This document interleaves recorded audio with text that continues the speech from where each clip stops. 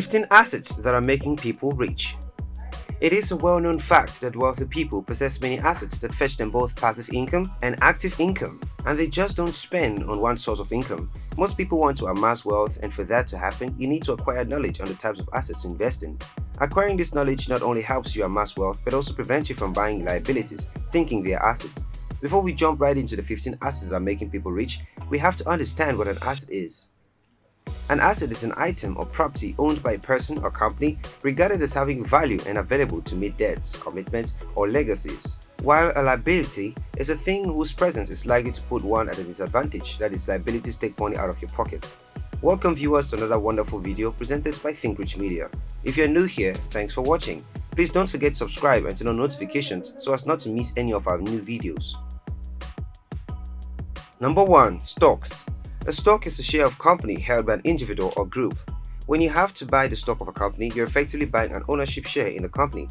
Does that mean that you get to sit next to Tim Cook at Apple's next shareholder meeting? No, but in most cases, it does mean that you get a right to vote at those meetings if you choose to exercise it. But the primary reason that investors own stock is to earn a return on their investment. That return generally comes in two possible ways. The stock's price appreciates, which means it goes up. You can sell the stock for a profit if you'd like. The stock pays dividends. Not all stocks pay dividends, but many do. Dividends are payments made to shareholders out of the company's revenue, and they are typically paid quarterly. Companies sell shares in their businesses to raise money. Then they use the money for various initiatives. A company might use money raised from a stock offering to fund new products or product lines, to invest in growth, to expand their operations, or to pay off a debt. If you decide to buy a stock, you'd often buy it from the company itself, but from another investor who wants to sell the stock. Likewise, if you want to sell a stock, you sell to another investor who wants to buy. When a company sells shares of stock to the public, those shares are typically issued as one of two main types of stocks: common stocks and preferred stock. Common stock: if you're new to investing in stock and looking to buy a few shares, you'd likely want to invest in common stock, which is exactly what the name suggests, the most common type of stock. When you own common stock, you own a share in the company's profits as well as the right to vote. Common stock owners may also earn dividends, a payment made to stock owners on a regular basis, but those dividends are typically variable and not guaranteed. Preferred stock: the other main type of stock is preferred stock. It is frequently compared to bonds. It typically pays investors a fixed dividends. Preferred shareholders also get preferential treatment. Dividends are paid to preferred shareholders before common shareholders, including in the case of bankruptcy or liquidation. Preferred stock prices are less volatile than common stock prices, which means that shares are less prone to losing value, but they are also less prone to gaining value. In general, preferred stock is best for investors who prioritize income over long-term growth. It's best for most careful investors to skew somewhat lower risk with their picks. With that in mind, here are 5 of the best stocks to buy: Adobe (ADBE), Amazon.com, Nasdaq (AMZN), Alphabet, Nasdaq (GOOG), Nasdaq (GOOGL), Facebook, Nasdaq (FB), Netflix, Nasdaq, and FLX. Number 2. Bonds. A bond is a fixed income instrument that represents a loan made by an investor to a borrower, typically corporate or governmental. A bond could be thought of as an IOU between the lender and borrower that includes the details of the loan and its payments. Bonds are used by companies, municipalities, states, and sovereign governments to finance projects and operations. Owners of bonds and debt holders or creditors of the issuer. Bond details include the end date when the principal of the loan is due to be paid to the bond owner, and usually includes the terms of variable or fixed interest payments made by the borrower.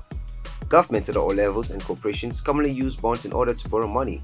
Governments need to fund roads, schools, dams, or other infrastructure. The sudden expense of war may also demand the need to raise funds. Bonds are commonly referred to as fixed income securities and are one of 3 asset classes individual investors are usually familiar with, along with stocks and cash equivalents. When companies or other entities need to raise money to finance new projects, maintaining ongoing operations, or refinancing existing debts, they may issue bonds directly to investors. The borrower or issuer issues a bond that includes the term of the loan, interest payments that will be made, and the time at which the loaned funds must be paid back. Number 3. Real estate. Real estate is the land along with any permanent improvements attached to the land, whether natural or man-made, including water, trees, minerals, buildings, homes, fences, and bridges. Real estate is a form of real property. It differs from personal property, which are things not permanently attached to the land, such as vehicles, boats, jewelry, furniture, and farm equipment. Real estate is the property, land, buildings, and all rights above the land and underground rights below the land. The term real estate means real or physical property. Real estate is property consisting of land and the buildings on it, along with its natural resources like crops, minerals, or water. immovable property of this nature, and interest vested in this an item of real property. Buildings or housing in general. Real estate investing involves the purchase, ownership, management, rental, and/or sale of real estate for profit. There are 5 types of real estate. Residential real estate. Any property used for residential purposes. Examples include single-family homes, condos, cooperatives, duplexes, townhouses, and multifamily residences with fewer than 5 individual units. Commercial real estate. Any property used exclusively for business purposes such as apartment complexes, gas stations, grocery stores, hospitals, hotels, offices, parking facilities, restaurants, shopping centers, stores, self-units, and theaters. Industrial real estate. Any property used for manufacturing as production, distribution, storage, and research and development. Examples include factories, power plants, and warehouses. Land. This includes undeveloped property, vacant land, and agricultural land like farms, orchards, ranches, and timberland. Spatial purpose. Property used by the public such as cemeteries, government buildings, libraries, parks, places of worship, and schools. Most wealthy people either make their wealth in real estate or hold their wealth in real estate. Number 4. REITs. Real Estate Investment Trust. A real estate investment trust REIT is a company that owns and in most cases operates income-producing real estate. REITs own many types of commercial real estate, ranging from office and apartment buildings to warehouses, hospitals, shopping centers, hotels, and commercial forests. Some REITs engage in financing real estate. Modeled after mutual funds, REITs pool the capital of numerous investors. This makes it possible for individual investors to earn dividends from real estate investment without having to buy, manage, or finance any properties themselves. Number 5. Business. Business is the activity of making one's living or making money by producing or buying and selling of products, such as goods and services. Simply put, it is any activity or enterprise entered into for profit. A business is defined as an organization or enterprise entity engaging in commercial, industrial, or professional activities. Business can be for-profit entities, or they can be non-profit organizations that operate to fulfill a charitable mission or further a social cause. Generally, a business begins with a business concept, the idea, and the name. Depending on the nature of the business, extensive market research may be necessary to determine whether turning the idea into a business is feasible and if the business can deliver value to customers. There is various types of businesses which one can go into and make a good earning from it. To be honest, I've not seen anyone get that rich by just having a job. Owning your own business is a means to attain a greater height with patience and consistency. Rich people make money through business in many ways. They can earn an income from a business they start themselves, or a business they are a partner of, or someone's business that they invested in, and a business they founded many years back and sold. Number 6. Index funds. Index funds are a way for investors of modest means to get into stock markets, but the better you become at investing, the lesser desirable they are.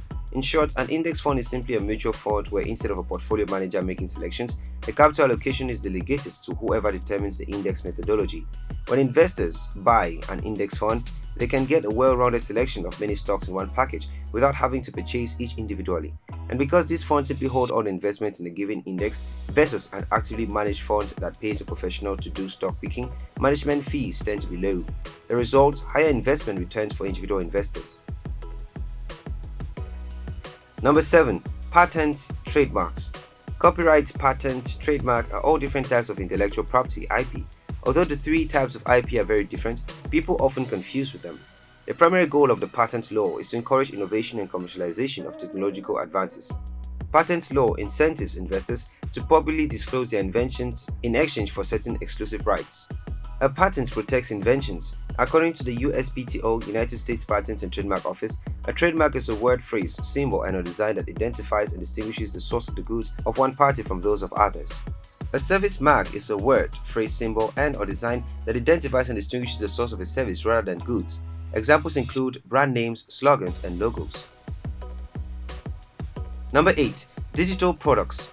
A digital product is any product you sell online that doesn't have any physical form or substance. In other words, a digital product is an intangible asset or piece of media that can be sold and distributed repeatedly online without the need to replenish inventory. These products often come in the form of downloadable or streamable files such as MP3s, PDFs, videos, plugins, and templates. You can't hold a website theme in your hand, smell an ebook, or taste a software program. You can turn digital products into physical products. For instance, many people buy ebooks in PDF format. They print them on their computers. The product becomes physical, but it started out in digital format. In other words, your goal as an entrepreneur who sells digital products should be to create more products and convince your existing customer base to buy them. That's how true wealth becomes possible. Number 9. Copyright. Copyright refers to the legal right of an owner of intellectual property. In simpler terms, copyright is the right to copy. This means that the original creators of products and any ones they give the authorization to are the only ones with exclusive rights to reproduce the work. Copyright law gives creators of original material the exclusive right to further use and duplicate that material for a given amount of time, at which point the copyrighted item becomes public domain. A copyright is a collection of rights automatically vested to you once you have created an original work. To understand how these rights can be used or licensed, it is helpful to analogize them to a bundle of sticks, where each stick represents a separate right vested to you as the owner. These rights include the right to reproduce the work, to prepare derivative works, to distribute copies, to perform the work publicly, and to display the work publicly. Number 10. Audience and social media brands. This is something that is very recent, when few people started making money from it, then got it viral in the sense that vividly most people now wanting to build a relationship with their fans. Every business owner wants to build community on social media to promote their products. Imagine being able to talk to your favorite musicians and they respond to you. Won't it motivate you to want to buy more of their CDs and download their songs? Number 11. Commodities. A commodity is a natural resource or agricultural product that is traded in bulk. They are sold by the companies that produce them and bought by companies that use them. Commodities such as crude oil, gold, silver, guns, and bullets are the most common commodities people invest in. One of the biggest benefits of investing in commodities is the fact that they tend to protect investors against the effects of inflation. Generally, demand for commodities tends to be high during periods of high inflation. Aside from the benefits of diversification, there is the potential to maximize returns with commodity investing. Although commodity prices are subject to fluctuations in the market exchange rates, interest rates, and global economy, global demand is strong. This has an overall positive impact on the stocks of companies that deal specifically with commodities, which can translate to positive returns to investors. Number 12. Paper assets. Paper assets refer to assets that are representations of something. Paper assets in investments literally are pieces of paper that define ownership of an asset. Classic examples of investing paper assets prove to be stocks, currencies, bonds, money market accounts, money market funds, mutual funds, insurance plans, and similar types of investments. Investing in paper assets can be a good way of growing your wealth easily without much labor or stress and with minimal risk of capital loss. Investing in paper assets is very passive and your money keeps making interest while you do other things, especially if you're an employee with a very high time demanding job. Paper assets will give a moderate and steady income depending on the amount of capital invested in it. Paper assets are usually risk-free with guarantees and sometimes they come with insurance against loss. This means that there is little or no chance of losing your initial capital. Paper assets can be used as collateral to seek and secure loans from the bank. Equally, paper assets usually don't have very high interest rates unless you invest with large sums of money. Number 13. Fine art. Art can do more than brighten a living space. The art market has become one of the hottest new investment crazes in recent years. Painting and sculptures collectors frequently buy pieces with an eye towards adding to their investment portfolio. Like stocks and bonds, art can increase in value. If an upcoming artist goes to a successful career, the cash value of their work will skyrocket. Art is a long-term investment. Profits from an art won't happen overnight. Experts recommend art investment for patient investors with a time window of 10 years or more, so think long-term. Many art investors include painting in their estate planning as assets to pass on to their descendants. One of the major perks of an art as an asset is that its value doesn't rise or decline with the stock market. Even if your stock aren't performing well, your art investment may be doing great. That's good news for the investor who wants to diversify a portfolio and minimize risk. And ideally, though not always, art will continue appreciating in value over time. Every artwork is unique, and the art market has ups and downs just like any other market. Since it's impossible to determine an artwork's true value, a lot depends on the artist's reputation and on the economy as a whole. You should be comfortable assuming some risk. Number 14. Franchises. A franchise is an authorization granted by a government or company to an individual or group, enabling them to carry out specified commercial activities. For example, acting as an agent for a company's products. Franchises offer the would-be business owner an opportunity to obtain a business with a well-established brand name that provides recognition and a competitive advantage in the marketplace. Having a franchise name provides you with an intangible asset. As an asset, the franchise name that you obtain can be listed among your expenses and included as part of your tax information. As a franchise owner, you may be required to pay various fees and expenses. The franchise you purchase becomes an intangible asset that goes onto your business balance sheet and is recorded as a non-current asset, according to references for business. This is generally written off as an expense on your balance sheet and affects your bottom line when it comes to taxation.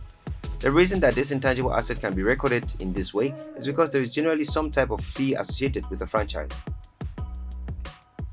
Number 15. Mutual funds. A mutual fund is an open-end professionally managed investment fund. Mutual funds are one of the most popular ways Americans invest. thanks to their ease of use and built-in diversity. Less easy for new investors, it may be sifting through the thousands of mutual funds on the market. Generally speaking, there are four broad types of mutual funds: those that invest in stocks, bonds, short-term debt, or both stocks and bonds. Every mutual fund is designed to spread around risks while capturing wider market gains. Some types of funds carry a higher amount of risk than others, but also higher potential rewards. Mutual funds have advantages and disadvantages compared to direct investments in individual securities. The advantages of mutual funds include economies of scale, diversification, liquidity, and professional management. However, these come with mutual funds fees and expenses. When mutual funds increase in value, the profit is shared with investors. That distribution can then be invested to buy more shares of the stock. Those shares make more profit, which can be reinvested on and on. There are four broad types of mutual funds: equity, fixed income, money market funds, or both stocks and bonds. Equity mutual funds buy stocks of a collection of publicly traded companies. Most mutual funds on the market, 55%, are some type of equity fund, according to the Investment Company Institute. Equity funds have a higher potential for growth, but more potential volatility in value. The younger you are, the more your portfolio should include equity funds. Financial planners advise, as you have more time to weather inevitable ups and downs in market value. Industry or sector funds. These funds focus on particular industries such as technology, oil and gas, aviation, or healthcare. For example, investors who want exposure to gains by companies like Google and Apple could put money in a technology fund. Ownership in different sector funds can help diversify your portfolio. So if one industry is hit hard, those losses can be offset by gains in other sectors. Growth and value funds. The investment style of this fund is another mutual fund differentiator. Growth funds, as the name suggests, seek stocks that fund managers believe will have better than average returns. Value funds look for companies whose stock is undervalued by the market. International, global, and emerging market funds. Geographic location can also determine how mutual funds are built. International funds invest in companies doing business outside the US, while global funds invest in companies doing business both in the US and abroad. Emerging market funds target countries with small but growing markets. Bond funds. Bond funds are the most common types of fixed income mutual funds, whereas, as the name suggests, investors are paid a fixed amount back on their initial investment. Bond funds are the second most popular mutual fund type, accounting for about 1 of every 5 funds on the market. Money market funds. Money market mutual funds are fixed income mutual funds that invest in high quality, short-term debt from governments, banks, or corporations. Balance funds, also known as asset allocation funds, these investments are a combination of equity and fixed income funds with a fixed ratio of investments such as 60% stocks and 40% bonds. Thanks once more for watching. These were a few assets generating income for people. Do well to comment and tell us what assets you think is missing from the list. As usual, don't forget to like this video, subscribe, and also share with your friends. We upload new videos regularly, so be sure to click the notification bell to get notified on our new videos.